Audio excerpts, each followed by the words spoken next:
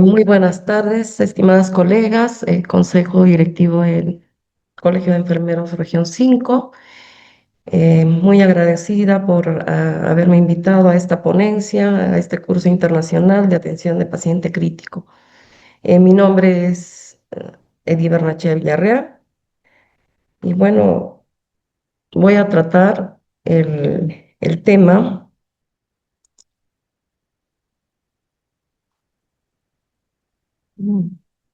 El tema, la importancia de las centrales de esterilización y desinfección en áreas críticas. Bueno, los objetivos primordiales son comprender la relevancia y el control microbiológico en los entornos de la atención de salud. Vamos a identificar métodos más eficaces de desinfección y esterilización, especialmente en áreas críticas. Analizaremos la evidencia científica disponible sobre las prácticas seguras y limpieza y control de infecciones.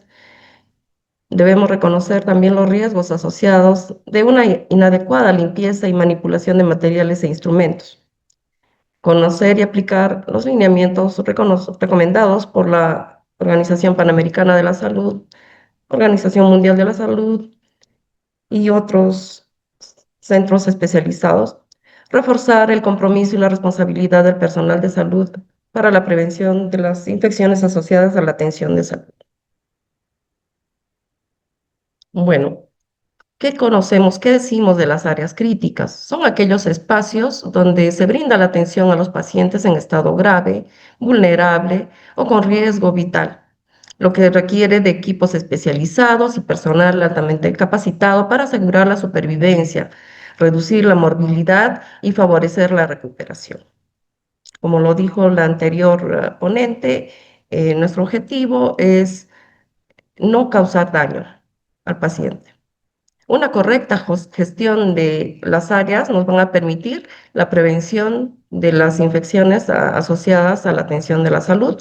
Vamos a reducir la exposición del personal de la salud a agentes infecciosos y también a agentes tóxicos, garantizar la calidad y la funcionabilidad, la trazabilidad de los dispositivos médicos y proporcionar un entorno seguro para nuestros pacientes y controlando todo el equipo asistencial.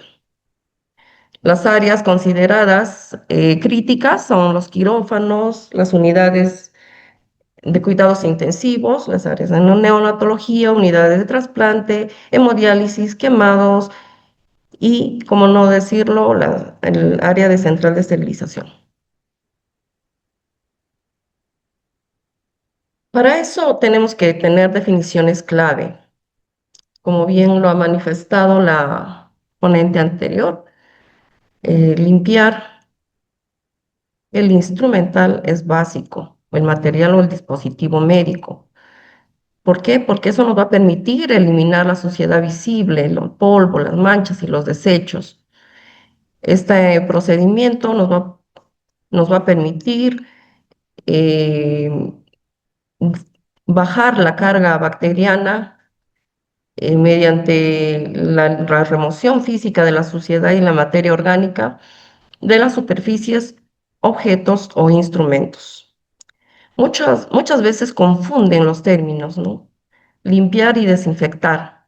Por ejemplo, a veces se dice que vamos a hacer la desinfección de áreas, de las áreas, de los ambientes hospitalarios. Y lo que comúnmente a veces veo es que el personal agarra un trapo o le pasa alcohol o le pasa algún desinfectante y limpia la superficie. Eso no es desinfectar, por si acaso. El personal, no hay desinfección si no hay una previa limpieza. Ya, entonces, el desinfectar más bien es un procedimiento que reduce significativamente la cantidad de microorganismos patógenos en objetos inanimados, pero no necesariamente las elimina todas, y todas las formas microbianas como esporas. Es decir, que cuando nosotros limpiamos los ambientes, vamos a reducir de cada 100 bacterias, vamos a reducir a 6 bacterias, de cada 100.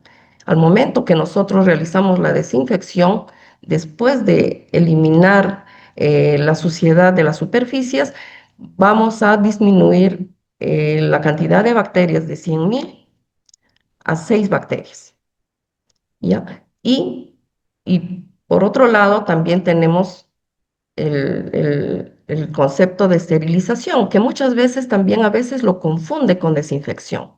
A veces el personal hace la desinfección a alto nivel y confunde esto con el término de esterilización. Bien, entonces, muchas veces el personal confunde la desinfección con la esterilización. ¿Y esto por qué? Porque la reducción de los microorganismos con una desinfección es, es hasta el nivel donde no se eliminan todos los microorganismos menos las esporas. En cambio, en la esterilización sí se eliminan las esporas. Entonces, ¿qué decimos, no? Que la desinfección y esterilización es parte de un proceso. No es que la desinfección lo realizo con el material sucio y en el momento hago mi preparación de mi desinfectante. Bueno, les decía de que la desinfección y esterilización es parte de todo un proceso. Es el ciclo de reprocesamiento que incluye las etapas desde la recepción, desde el punto de uso. Es por eso importante que en cada área donde se maneja estos dispositivos médicos, se den el tratamiento previo a la limpieza. Por ejemplo, en las áreas de centro quirúrgico. El personal tiene que darle una limpieza con una gasa, con agua destilada antes de traerlo a la central de esterilización. Igualmente sucede en los otros servicios. El personal tiene que hacer un lavado previo, un prelavado que le dicen, para que cuando lo traigan a la central de esterilización, este material no esté con la carga orgánica ni con la carga microbiológica en las superficies del material o instrumental. Y todo esto lo tienen que trasladar en unas cubetas rojas, haciendo dando de conocimiento de que es un material contaminado y esto lo vamos a recibir en las centrales de esterilización para realizar una limpieza exhaustiva y posteriormente recién en ese momento va a pasar a la desinfección y a la esterilización y su posterior almacenamiento. Este proceso debe ser sistematizado, o sea, por pasos, debe ser trazado, es decir, debe estar anotado, registrado desde la recepción y validado en cada una de sus etapas. Es decir, en el área roja debemos de contar con indicadores que den validez a ese proceso de limpieza. ¿Por qué? Porque debemos manejar los insumos adecuados, el agua adecuada y la remoción y la limpieza debe ser exhaustiva. Y esa debe ser validada en el área azul. En el área azul, donde es donde se revisa el material y para su posterior armado en paquetes con el cuidado debido y para que esto pase a esterilización con sus controles respectivos. La centralización del procesamiento de material mejora el control de la calidad y optimiza los recursos. Y esto hace que se reduzca significativamente los riesgos de contaminación cruzada. Aquí vemos, este es el ciclo de suministro estéril desde la utilización, la disposición y mantenimiento, empaque y esterilización. Como le decía, es todo un proceso. No es que el momento de que yo utilice el equipo y meta la carga a esterilizar, sale el paquete esterilizado y el indicador ha marcado y esa no es la definición de esterilización. La definición de esterilización son todos los procesos previos.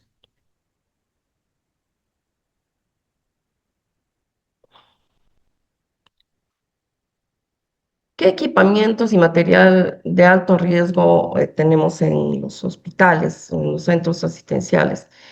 En un entorno hospitalario se considera material o equipo de alto riesgo aquel que en caso falle por mal uso o reprocesamiento inadecuado puede provocar graves daños y complicaciones clínicas o incluso la muerte del paciente. Asimismo, pueden representar un riesgo significativo para el personal de salud o el entorno hospitalario. Estos equipos están generalmente involucrados en el procedimiento en procedimientos críticos, no en áreas especializadas y situaciones de emergencia donde la seguridad del paciente es prioritaria.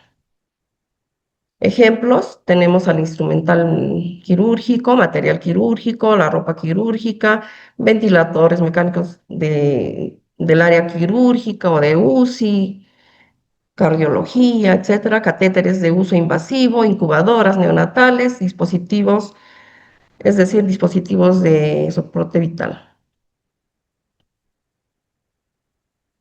Para, para una limpieza, como ya lo dijo la ponente anterior, debemos siempre considerar la escala de Pauling. ¿Para qué nos sirve esto? Nos sirve para nos sirve ese sistema para estratificar el riesgo de transmisión de infecciones según el tipo de contacto que un dispositivo médico tiene con los tejidos del paciente. Esta clasificación va a determinar el nivel adecuado, ya sea de desinfección o esterilización, que se debe de dar a cada dispositivo. Por ejemplo, en la escala de material crítico, los dispositivos se consideran a los dispositivos que entran en contacto con tejidos estériles o con el sistema vascular y requieren de esterilización obligatoria, colegas. En la categoría de semicrítico, en cambio, los dispositivos no entran en contacto con mucosas o con piel no intacta, por lo tanto requiere solo desinfección de alto nivel. Por ejemplo, tenemos las sondas, los endoscopios, las sondas respiratorias, los espéculos. ¿Y qué se considera material no crítico? Son los dispositivos que solo entran en contacto con la piel intacta y solo requiere una desinfección de mediano nivel o de bajo nivel. Dentro de ellos tenemos a los tensiómetros, estetoscopios, termómetros de superficie. Entonces, colegas, es necesario que tengamos en cuenta esta clasificación para nosotros decidir si vamos a esterilizar o vamos a desinfectar. Y nos preguntamos y hacemos una elección, ¿no?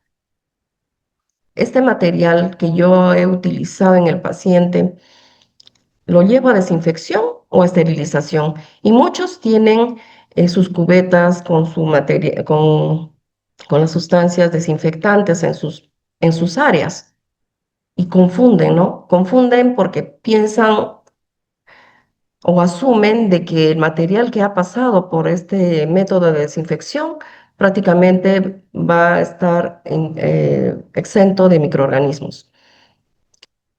Y la esterilización. Entonces, depende del riesgo de la infección y para nosotros poder tomar una decisión. Entonces, ¿qué es esterilizar? Esterilizar es cuando existe un riesgo de infección severa, especialmente en los quirófanos, en las unidades de cuidados intensivos o en procedimientos invasivos. ¿Y cuándo desinfectamos? Desinfectamos cuando tratamos a los dispositivos semicríticos o termosensibles, donde la esterilización no es viable, como en los endoscopios, laringoscopios, espectros. Pero, pero muchas veces en la práctica vemos colegas en centro quirúrgico, por ejemplo, con estos famosos desembalses, las colegas instrumentistas traen el instrumental al área de esterilización solamente para el lavado y lo llevan a sus salas a hacer una desinfección. ¿Y ustedes creen que eso es correcto? Porque bien claro nos dice la norma, ¿no? De que todo material que ha sido utilizado, que es utilizado en áreas estériles dentro de un paciente, como son las vías vasculares, se deben de esterilizar y no desinfectar. Pero en la práctica vemos que a veces no cuentan con el material suficiente y el personal deja el material para el lavado y se lo llevan a esterilizar. Y esto que puede tener consecuencias negativas para el paciente. Entonces, siempre hay que seguir esta escala de Spaulding en las instituciones para disminuir el riesgo.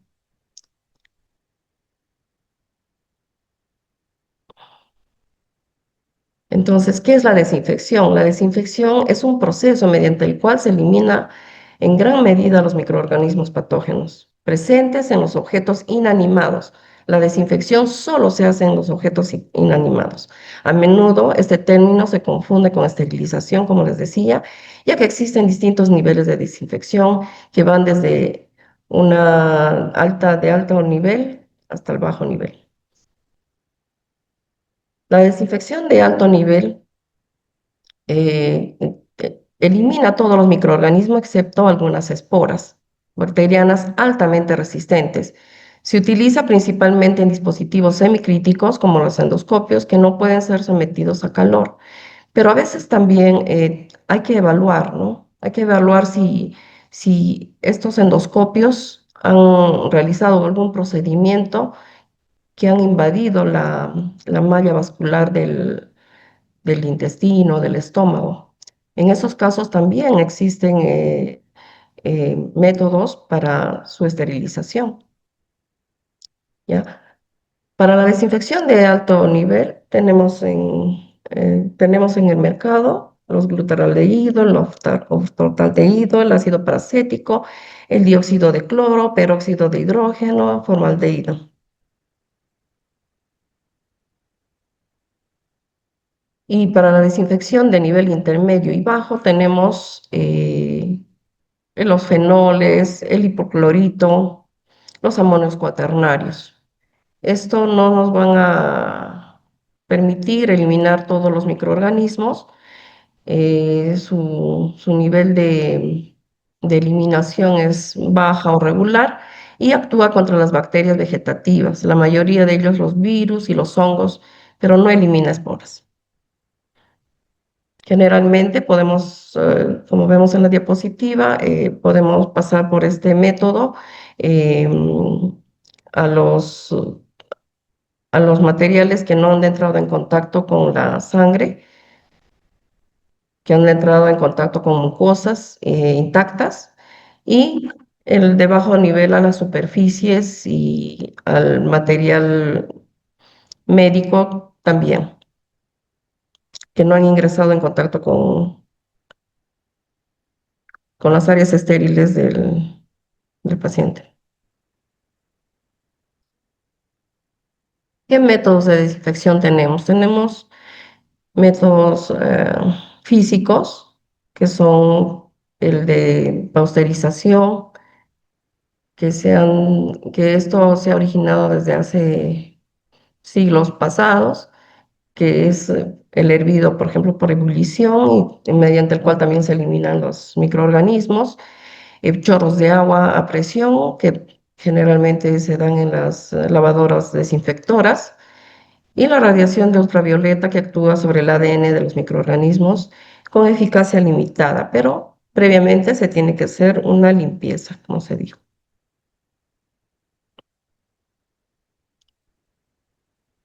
Dentro de los métodos químicos tenemos el oftaldehído, el paraformaldehído, el alcohol, y consiste en el uso de estas sustancias químicas aplicadas sobre tejidos inanimados, objetos inanimados y superficies inertes, para eliminar los microorganismos, excepto las esporas.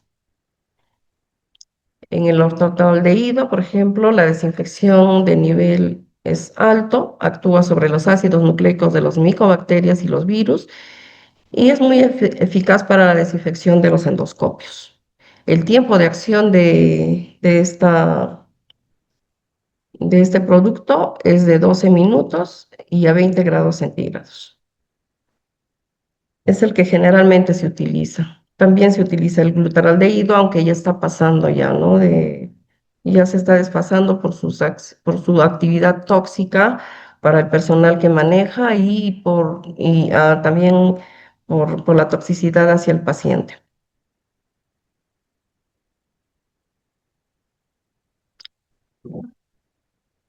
También tenemos a los amonios cuaternarios, al peróxido de hidrógeno, al hipoclorito de sodio. ¿Y qué es lo que tenemos que tener en cuenta al manejar estos productos desinfectantes? La concentración de este agente desinfectante, el tiempo de exposición del agente, el pH medio, la temperatura, la presencia de materia orgánica o materiales extraños, la resistencia del microorganismo y el tamaño o número inicial de población microbiana. Es decir, que nosotros debemos de tener cuidado en estas condiciones al momento de la preparación. Leer bien el- las especificaciones técnicas, a qué concentración, con cuánto de agua o si ya vienen preparados y cuánto tiempo de exposición vamos a tener nuestro material o nuestro insumo médico, cuánto tiempo lo vamos a tener remojando, a qué pH. De repente, si hemos utilizado detergentes enzimáticos y no le hemos hecho un buen enjuague, eso también va a causar alteración en el pH del medio del agente esterilizante. La temperatura también es importante.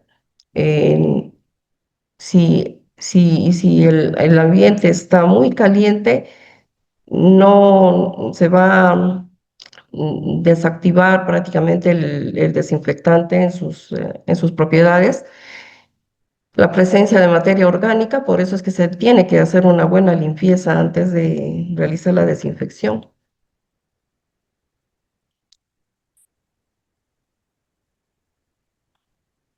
Y la esterilización, sabemos que es el proceso mediante el cual se destruyen todas las formas de vida microbiana, incluidas las esporas, que son estructuras celulares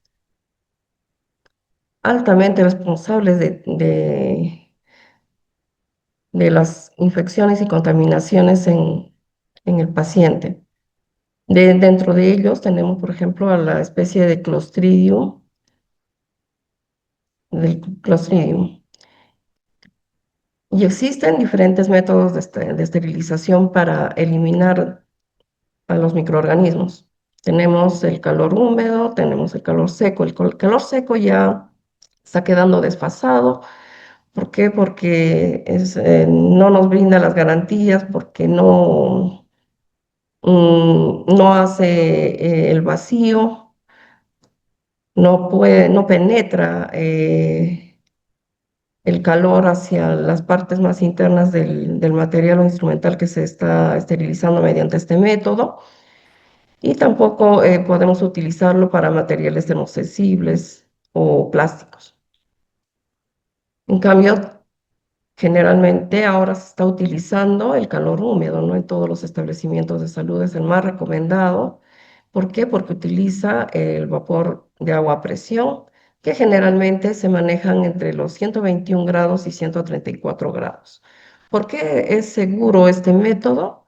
¿Por qué? Porque dentro de la central de esterilización se miden parámetros que tienen que cumplir las autoclaves, como son la temperatura, la presión de aire, el tiempo de exposición del material a esterilizar. Generalmente se utilizan para la esterilización de instrumental quirúrgico, textiles quirúrgicos, materiales de vidrios y son resistentes a las altas temperaturas.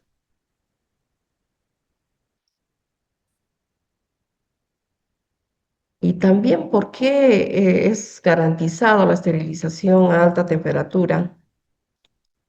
¿Por qué? Porque garantizamos la eficacia del proceso de esterilización. Y es por eso que es fundamental implementar los controles sistemáticos que nos permitan verificar, validar y documentar.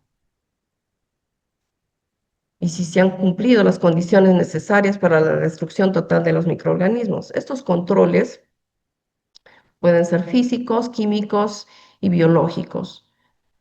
Los controles físicos nos lo da la misma autoclave mediante un voucher, ¿no? Y todo el proceso que ha llevado a cabo la esterilizador.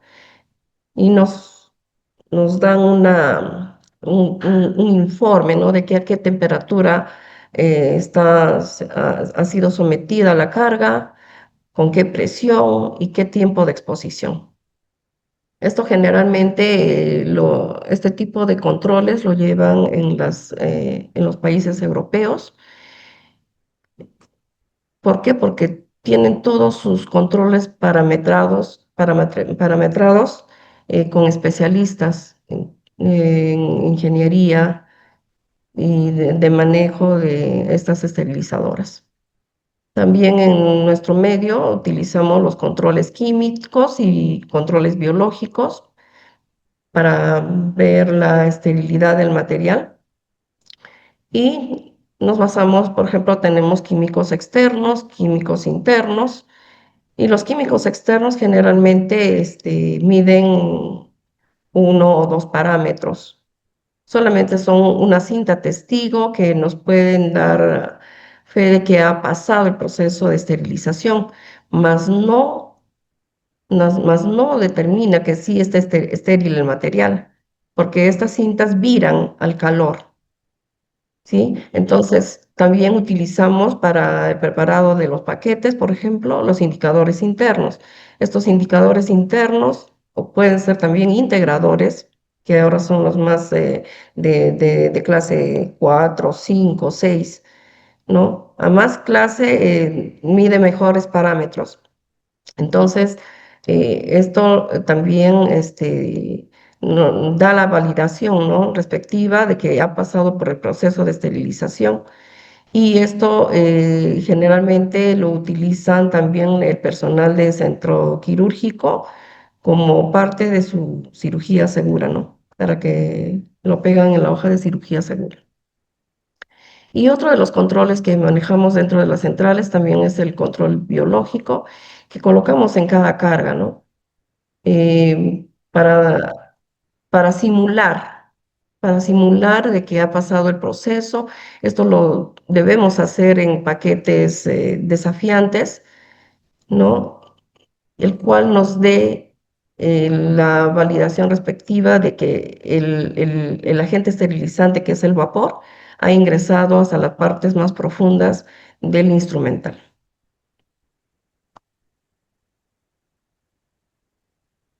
La esterilización, también tenemos la esterilización de baja temperatura, ¿no?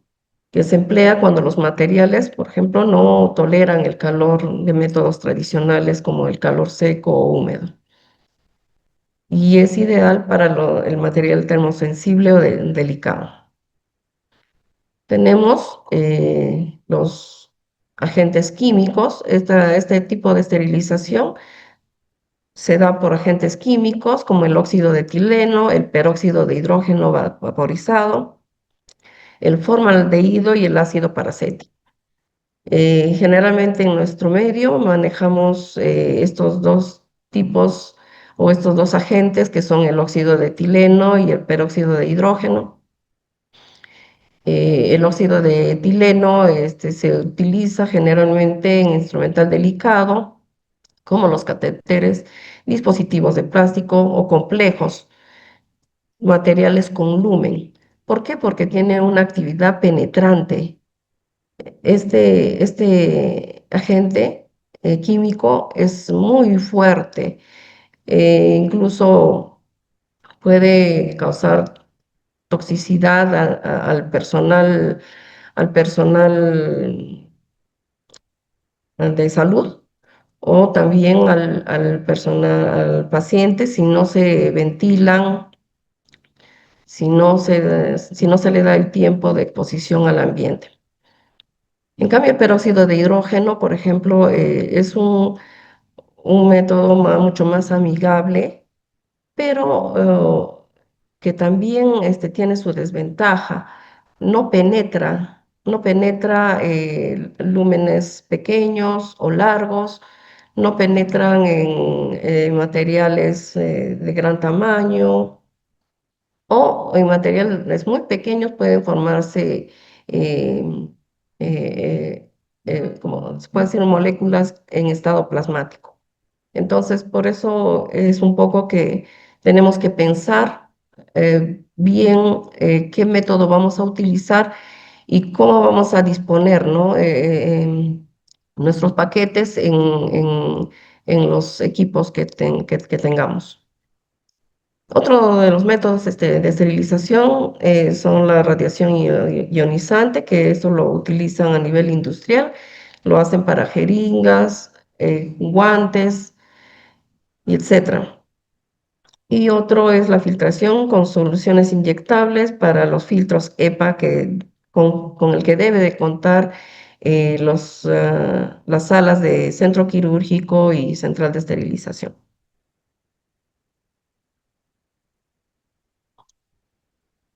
Estas normas nos las recomiendan organismos internacionales como la CDC, que recomienda la centralización del reprocesamiento y promueve el uso de la clasificación de Spaulding, la AMI, que establece estándares técnicos sobre los procesos y equipos y validación del reprocesamiento. Y tenemos como las normas de la ANS y de la ANI, que son normas europeas o norteamericanas, ¿sí? Que emiten recomendaciones para las prácticas seguras en los quirófanos y manejo de materiales estériles. Dentro de las normas internacionales tenemos las ISOs. Por ejemplo, una de esas es la 17665, que habla sobre la esterilización de productos sanitarios con vapor. Y la 79, el que es la guía integral para la esterilización en Estados Unidos, el cual nosotros, como país sudamericano, generalmente manejamos esos estándares. Y estas normas se aplican, ¿no? En normas técnicas de la salud emitidas en el MINSA como reglamentos y protocolos institucionales establecidos y en salud y en otras entidades sanitarias.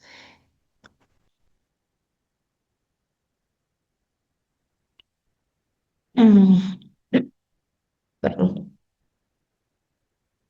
Dentro de las evidencias sobre las infecciones asociadas a la atención de salud acá en el Perú, tenemos a la Organización Mundial de la Salud que nos dice que hasta el año 2000, que en un 15% de los pacientes en países en desarrollo adquieren infecciones asociadas a la atención de salud. En el Perú, en el año 2022, nos dice que la tasa nacional de infecciones asociadas a la atención de salud es del 6,8 y en comparación, el regional Perú presenta una alta prevalencia frente a otros países de Sudamérica. Habremos podido observar mediante los medios de comunicación este tipo de noticias, ¿no? Que dice indignante, extirpan los ojos a 3 personas en salud por virus en Loreto. Entonces esto nos llama la atención de cómo estamos llevando nuestros procesos. Hay comunicación, hay coordinación en las áreas y dentro de las mismas centrales de esterilización se estarán llevando a cabo los procesos debidos, o es que de repente el personal de salud, de centro quirúrgico en este caso, por correr eh,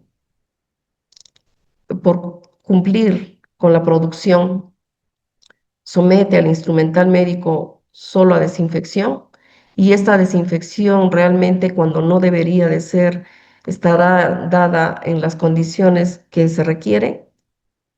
Nos hace pensar esto, colegas. Yo que trabajo en central de esterilización, a veces las colegas vienen con su instrumental y dicen, no, lávamelo rapidito, que ya el doctor está que lo pide. Esas actitudes creo ya debemos dejarlo de lado, debemos de empoderarnos en los servicios donde nos encontremos y evaluar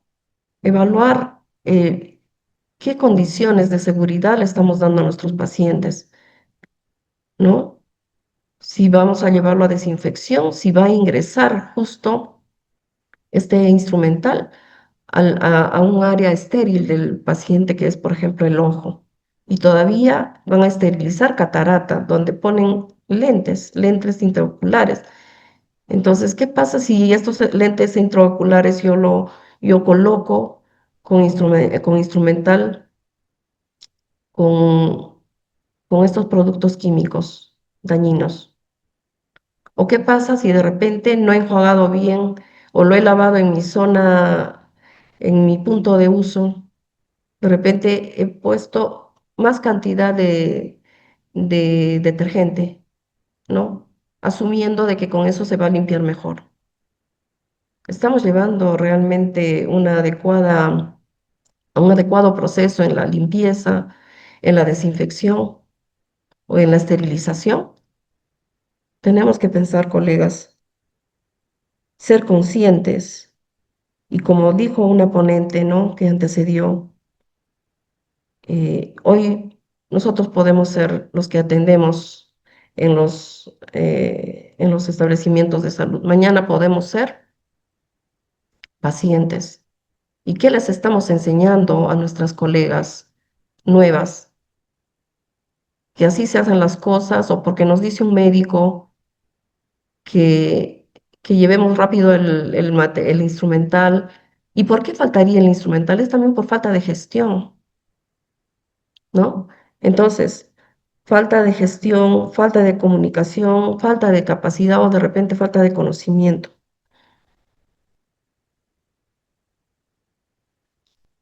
¿Cuáles son las consecuencias de las fallas en la desinfección y la esterilización? Uno, es una responsabilidad. Esta responsabilidad nos van a llevar a implicancias legales, civiles y penales. Debemos de tener un compromiso ético y profesional según nuestro código de ética del Colegio de Enfermeros de Perú, que es el cuidado de la salud, la regulación de la Ley General de Salud con las normas técnicas del MINSA y los protocolos institucionales. Los protocolos, las técnicas, las normas ya están dadas. Es cuestión de que nosotros lo leamos, nos capacitemos y lo pongamos en práctica. Y también se considera falta grave si se causa daño por reprocesamiento deficiente o negligente. Las consecuencias, el aumento de la mortalidad y morbilidad, el incremento de costos por tratamiento hacia el paciente.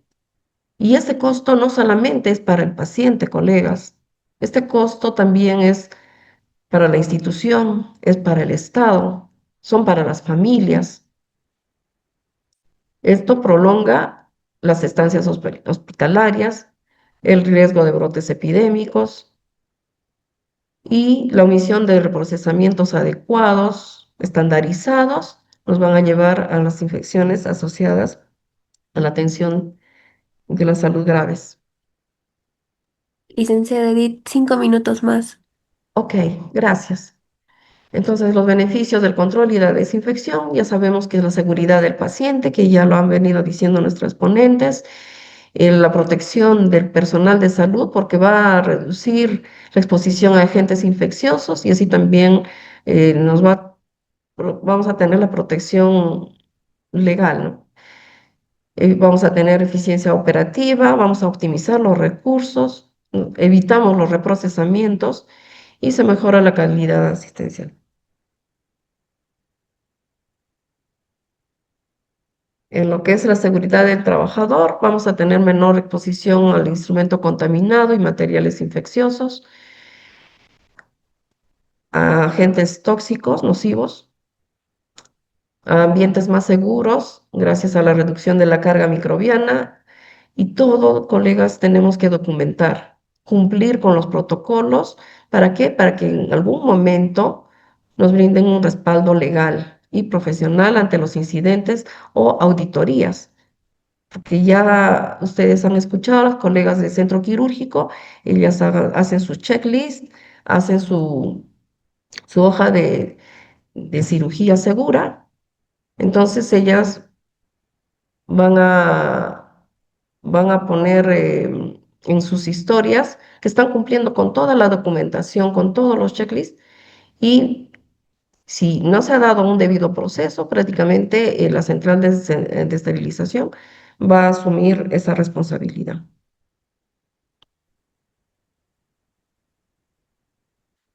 La responsabilidad legal en la desinfección y esterilización, perdón.